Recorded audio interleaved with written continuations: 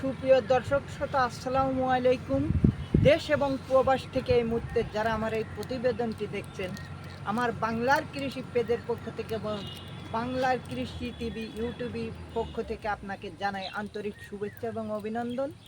আজকে আমরা এসেছি যশোর জেলার চৌগাছা উপজেলার হিজলি গ্রামে। এখানে চাষ করা হয়েছে জাপানের জাতীয় ফল পার্সিমন।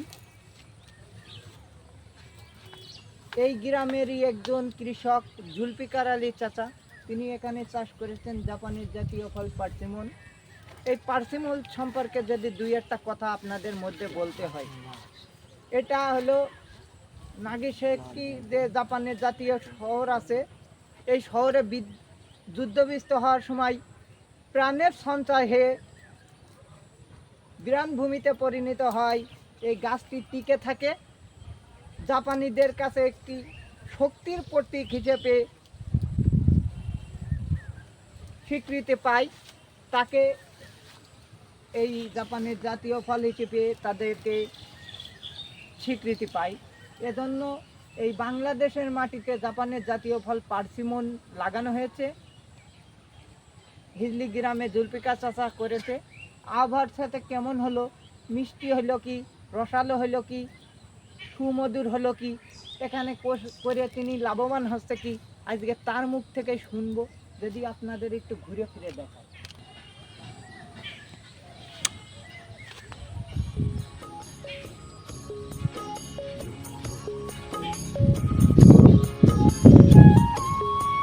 যারা আমার এই ভিডিওটি দেখছেন, সকলকে দেখার সুযোগ করে দেবেন অবশ্যই। এটা জাপানের জাতীয় ফল পার্সিমন।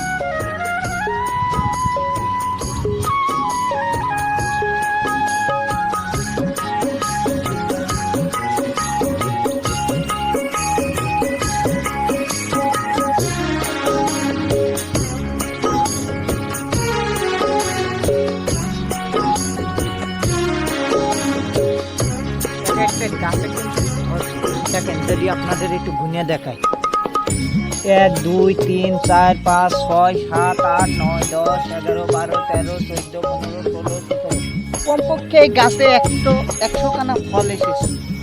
গাছে যদি জাপানি ফল পার্সিমন ধরে থাকে, তাহলে কৃষকরা কিন্তু অনেক লাভবান হতে পারে। আর এই জাপানের জাতীয় ফল একটি সুন্দরতম ফল। আপনারা বাসা বাড়ি বা বাড়ির আঙ্গিনায় করতে পারেন। নিচের নাম্বারে যোগাযোগ করতে পারবেন, স্ক্রিনের নাম্বার দেওয়া থাকবে। এবং এটা করলে কৃষকরা কেমন লাভবান হতে পারে তাও আমরা কিন্তু জানাবো আজকে এই ভিডিওর মাধ্যমে।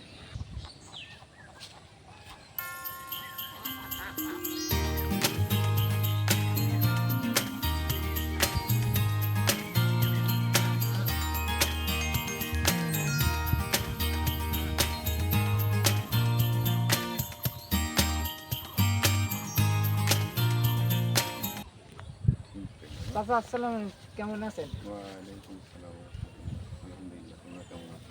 আমরা ভালো আছি, আপনার দোয়ায় ও ভালোবাসায়। তা দেখছি আপনি এখানে জাপানের জাতীয় ফল পার্সিমন চাষ করেছেন।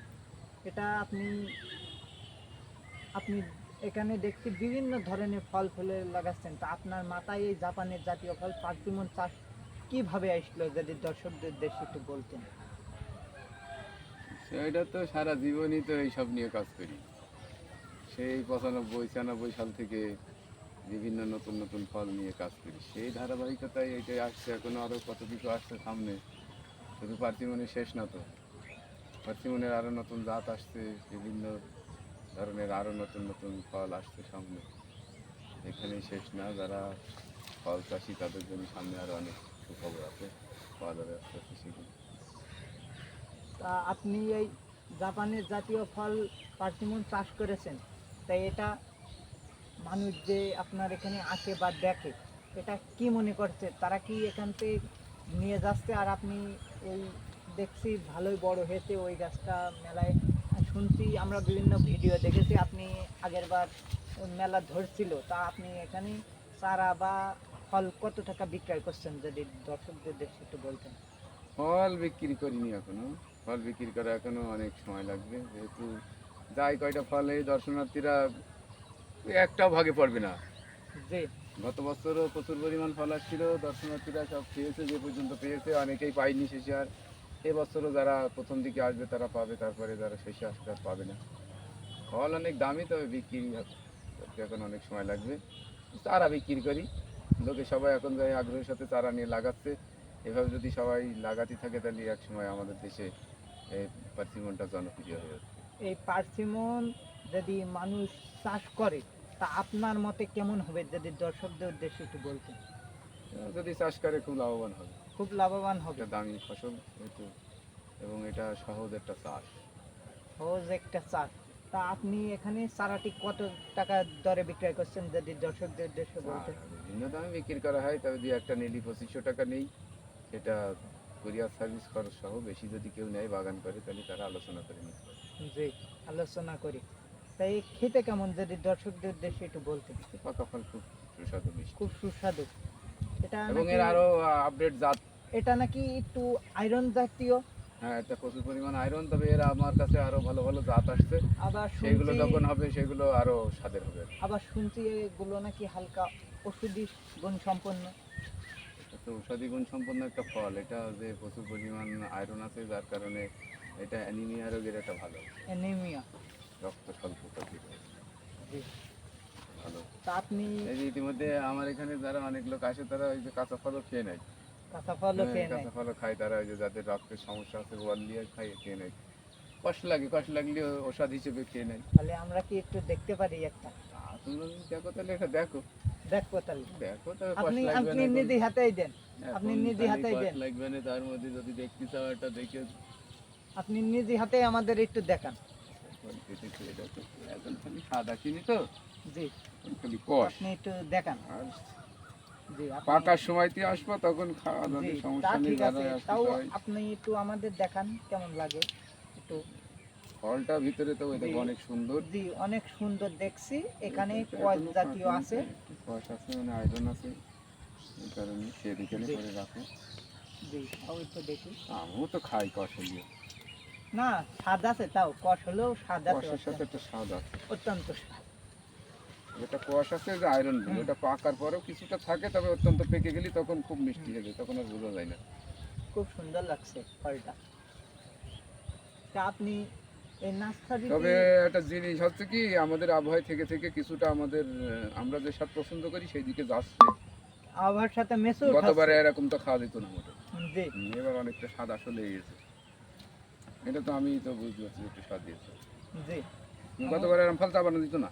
মানে আমরা যে এই পার্সিমন এমন একটা ফল, এটা মনে করেন যাদের রক্তের সমস্যা বা তাদের রক্ত উপকার কম, তাদের অনেক উপকার দেবে। তাহলে এই আপনি এই কষ্ট পার্সিমন, গতবারে সে অর্ধেকও নেই এবার। এটা তো জাপানের জাতীয় ফল পার্সিমন। তা আপনি এই পার্সিমন গাছটি কোথা থেকে সংগ্রহ করে, যে দর্শকদের দেশে একটু বলতেন।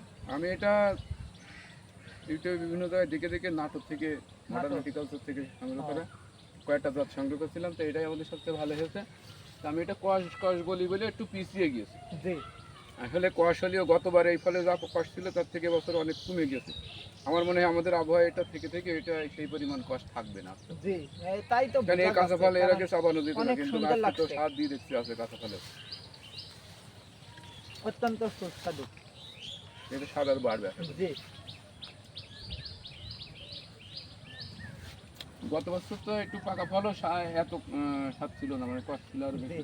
কিন্তু এবছর মানে খালি কথা বলা দিত না, কথা বলা কিন্তু যায়। এবছর তো গলা আটকায়নি আমার। জি, আমারও আটকায়নি, কারণ আমি তো আমার মনে প্রথম হচ্ছে যে- খাচ্ছি, আপনার এখানে আসছি। তুমি এত ব্যবসা করা যায় আমাদের জি। আবহাওয়া। তবে এখনো আমি কৃষকদেরকে খুব বেশি উদ্বুদ্ধ করছি না চাষ করার জন্য। যারা গবেষণার নিয়তে করবে তারা 10-20টা 50টা গাছ লাগাতে পারে। আর আমাদের নতুন নতুন জাত যেগুলো সংগ্রহ, এগুলো নিয়ে যখন আমি সাকসেস হবো তখন মানুষকে বলবো। জি, তাহলে 2500 টাকা যদি যারা একটা নেয়, একটা কুরিয়ার দুটো সার্ভিসই নেয়, যারা তাদের জি, কাছ থেকে নিয়ে, আর যারা 2500 বেশি নেবে তারা আমার সাথে কথা বলে নিতে কথা পারবে। বলে নিতে পারবে, কারণ আপনার যারা বেশি লাগাবে তাদের জন্য সুযোগ দেওয়া হবে। সুযোগ দেওয়া হবে। হুম।